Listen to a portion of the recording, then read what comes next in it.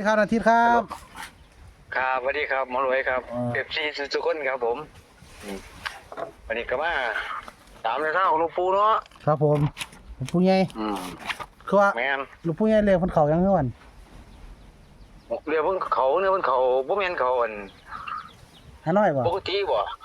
ฮันว่าปกติก็ไป ลาดตาบ่ พี่ครับอืมแม่นเขา80 82เพิ่นครับผมเนาะครับคือว่าแม่นเนาะลูกตาเนาะหลวงปู่ใหญ่เฮานี่หลวงปู่เพิ่นเป็นแม่นอันนี้ก็ไปโทรถามเพิ่นแหละเพราะว่าบ่ได้ไปง่ายนะที่แรกก็เฝ้าไว้ไปขอเพิ่นกับเพิ่นแหละถามเพิ่นเดี๋ยวรถมันมาอุบัติเหตุก่อนก็เลยไปบ่ทันก็เลยได้โทรถามปู่เอานะถามอยู่ไสเพิ่นว่าโอ้ผมรถชนเขาอยู่ก็บ่ได้ใส่เป็นอีหยังบ่ว่าโอ้บ่เป็นหลวงปู่ดอกเสียเงินดอกโอ้ยสั่นล่ะขี่รถบ่ระวังว่านะว่ามันก็ระวังอยู่แหละครับแต่มัน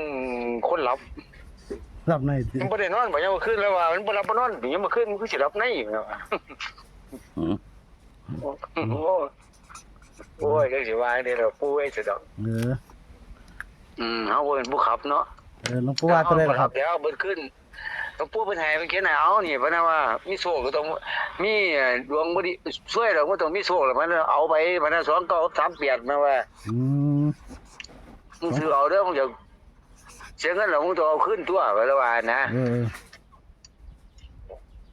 ยังไง29ก็38หมด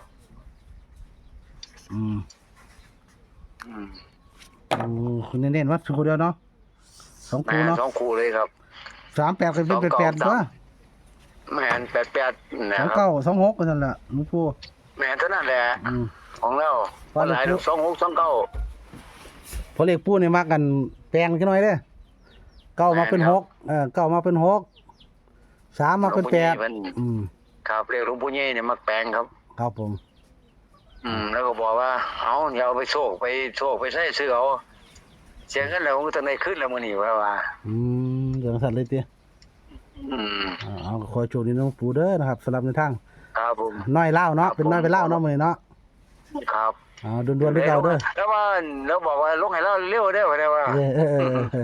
หลวงปู่ก็เบิ่งอีเด้อหลวงปู่โอ้ยเบิ่งเด้